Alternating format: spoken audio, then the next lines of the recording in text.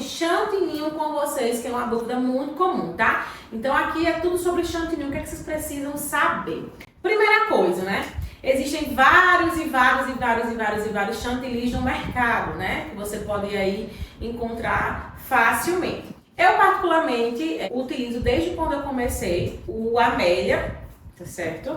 Porque pra mim ele é o que tem uma consistência que eu consigo, né, trabalhar melhor. Já usei vários outros, Chantifest, já usei Chantipac, já usei, enfim, várias marcas de chantilly. Mas hoje eu vou fazer o meu chantininho com o Amélia, tá certo? Existe no mercado dois tipos de Amélia. O Amélia Mix, que é esse tradicional, que é o mais antiguinho, porém eu uso ele porque eu gosto mais dele, principalmente porque ele dá um rendimento muito maior. E existe o Amélia Supreme, que é outra linha que já é mais amarelinho, mas tem o nome, Amélia Supreme, que é uma linha que foi desenvolvida, né, para que você tenha mais segurança. Porém, o rendimento dele é bem menor. O sabor do Amélia Supreme é melhor também, mas aqui eu prezo mais pelo rendimento. Esse daqui tem um sabor ótimo, não deixa a desejar em nada, mas o Amélia Supreme, ele, você vai bater na bateria, ele não rende quase nada. Fora que é uma linha que dá muito trabalho, muito problema. Às vezes o armazenamento dele não é bem feito e você tem muita dor de cabeça. O que é que eu preciso saber para começar a trabalhar com chantininho? Primeiramente,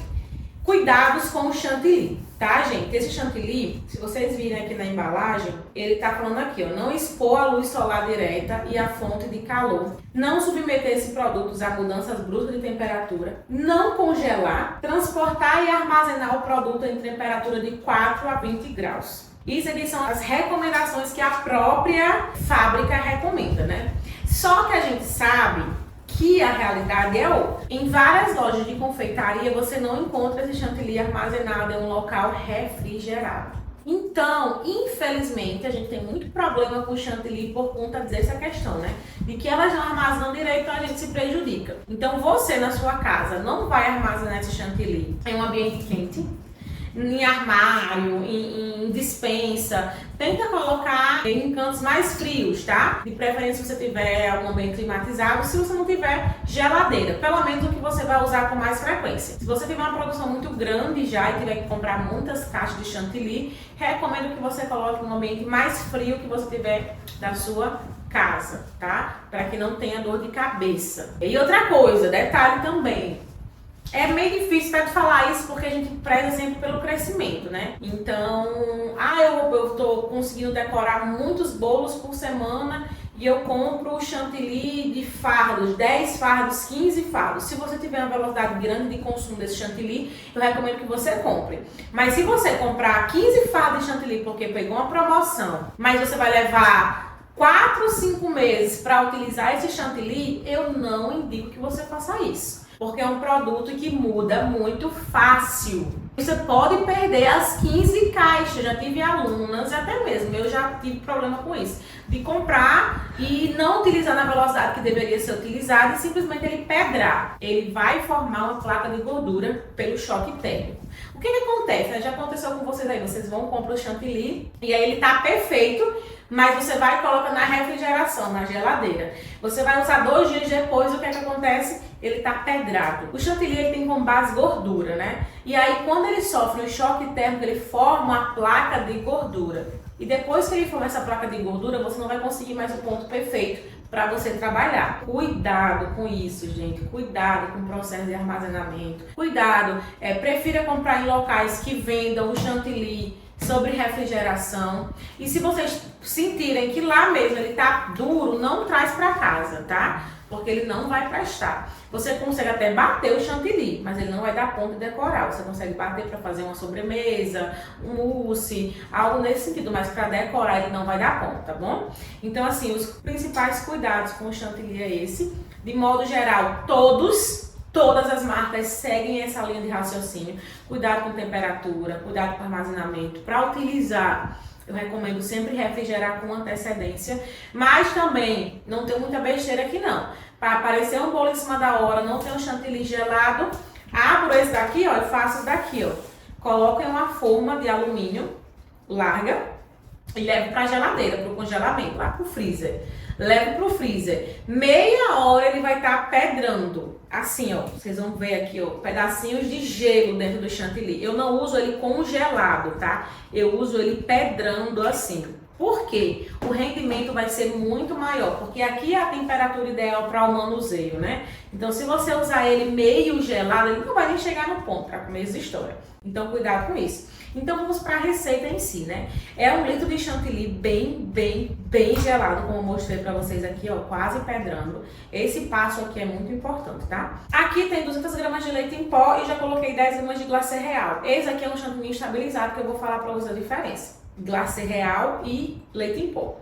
E aqui eu vou colocar 20 gramas de emulsificante para sorver. O chantininho nada mais é que chantilly e leite em pó, só que a gente não estávamos conseguindo mais bons resultados com essa receita, porque o chantilly sofreu alteração, porque não é bem armazenado, a gente não conseguia ponto, alisava, ele derretia, ou então ia fazer o bico, ele não ficava. Então, para evitar que isso aconteça, a gente começou a desenvolver receitas que estabilizem o chantininho. E o que é isso? A gente vai usar 2 estabilizadores, o glacê real, que já está aqui, que você pode comprar em qualquer loja de confeitaria, e o emulsificante. O glacê real ele vai secar o seu chantilly. Quanto mais glacê real você coloca, mais seco o chantilly fica. Seco em qual sentido? De você conseguir bater nele, encostar e ele não sujar a sua mão, tá? Dá uma estabilidade maior para você. O emulsificante, ele vai aumentar o ponto de derretimento. Ou seja, em vez de você começar a usar o chantininho e ele já derreter, com o emulsificante ele vai demorar mais tempo. Então isso é uma vantagem. E fora que vai dar um brilho lindo pro seu chantininho e uma textura perfeita. Então vamos lá começar a bater aqui para o chantilly não derreter mais. Eu vou colocar aqui, ó, na minha batedeira, o leite em pó, que são 200 gramas, e 10 gramas de glacê real. Vou colocar o meu chantilly bem gelado. Isso é muito importante. Quanto mais gelado, melhor. E vou colocar aqui meu emulsificante, que são 20 gramas, tá? E agora eu vou misturar tudo antes de bater. É importante também esse processo para não ficar gruminhos de leite em pó, tá? Misturo bem, dissolvo todo o leite em pó antes de bater. E agora eu vou ligar a batedeira da menor velocidade para maior, sempre para que o chantininho ele incorpore gradativamente, ele crie, né, volume gradativamente. Se você ligar essa batedeira na velocidade máxima, ela não vai estruturar, o chantilly vai ficar muito frágil, ele vai poder perder a textura com muita facilidade, porque ele não cresceu gradativamente, tá? Então aqui, da menor para maior velocidade. Tempo de batimento vai depender da batedeira, tá, gente? Nem toda batedeira vai abrir um ponto de buraco no meio. Você tem que entender o ponto do chantilly que eu vou mostrar pra vocês. Vou colocar uma fomezinha forte, pronto.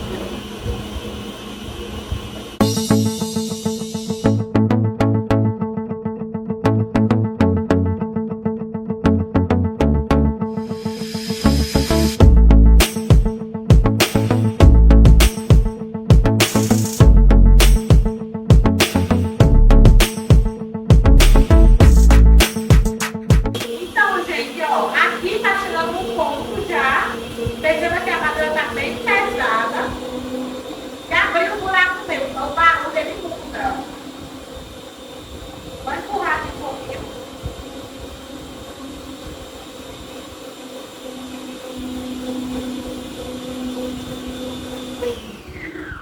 Olha aqui a perfeição desse ponto, desse chantilly. Como é que eu sei que ele tá bom? Quando ele tá bem, ó, firme, tá vendo? Ele não vai estar caindo da sua espátula. Ele tá estruturado. E o volume que tem aqui é absurdo, tá, gente? Vamos lá. O que é que eu preciso saber mais, né? Dica 1. Terminou de bater o chantilly, se não for utilizar para bico de confeitar, eu recomendo que você armazene ele por pelo menos meia horinha aí, para que ele perca mais essa porosidade dele e você consiga, né, trabalhar melhor sua decoração, tá? Gente, é importante também ter cuidado quando for adicionar a cor. Vou falar isso mais na frente, mas já vou adiantando. O chantininho aqui, ó, ele tá cru, poroso. Cru que eu falo porque ele não tá hidratado, ele tá poroso.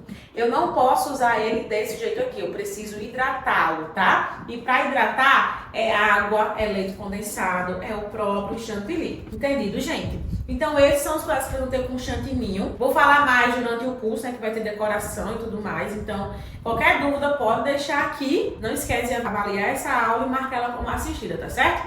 Beijão, beijão, beijão e até a próxima.